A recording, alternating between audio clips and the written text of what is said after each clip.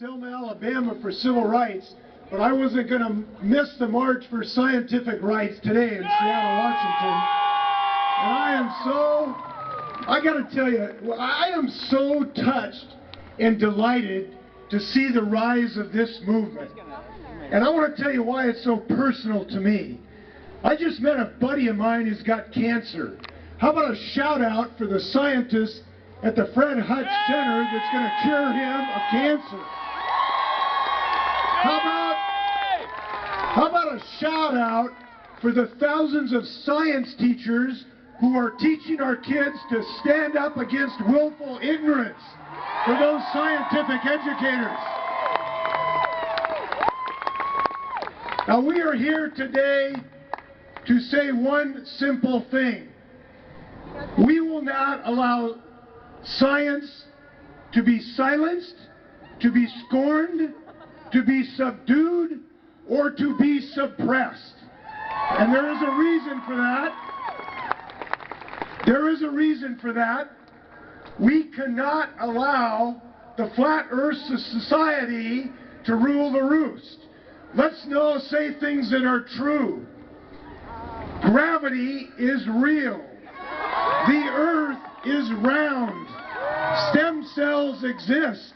Climate change and ocean acidification are real. They are not a Chinese hoax. And we know this. We know that science is attacked today, but we know this. Nature will not allow anti-science forces to repeal the laws of thermodynamics, and we will not allow any government to repeal the laws and the appropriations that allow us to cure cancer, to beat climate change, to explore the heavens. This is the destiny of America, and we will not go backwards. So we are here today. Now, I am not a scientist, although I want to declare Jimi Hendrix the original musical scientist, I'll tell you that. What a great song we just heard. But I want to declare a new law of thermodynamics today.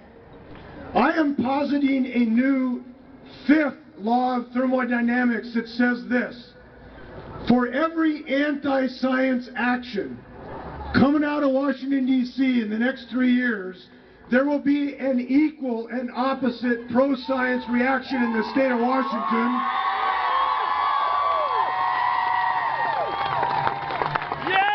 And we will emerge victorious.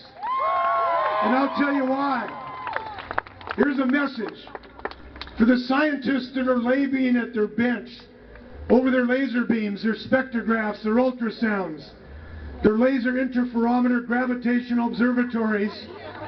Whatever they're doing, we're going to stand with them. When they speak up, we will speak out. When people try to suppress their information, we will promulgate their information. We will make sure that science information is distributed to the whole world, not suppressed. To the scientists of the state of Washington, I'll tell you this: we've got your backs, and we're going to be with you.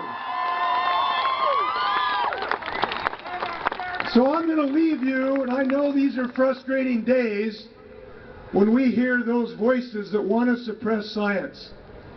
But I want to tell you why I'm confident in the ability to win, just like Copernicus and Galileo did, against the entrenched opposition of willful ignorance.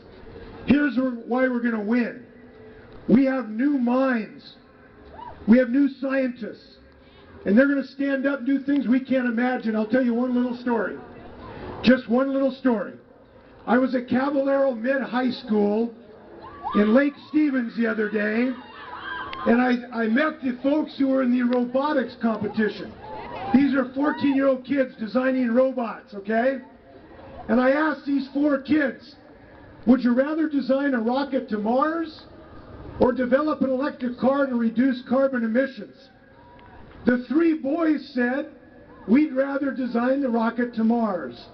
The young woman said this: I want to design an electric car because if we can't save the planet Earth, we don't deserve to go to Mars. Yeah! Let's make sure science rules the roast and win this. Good luck. Thank you. All right.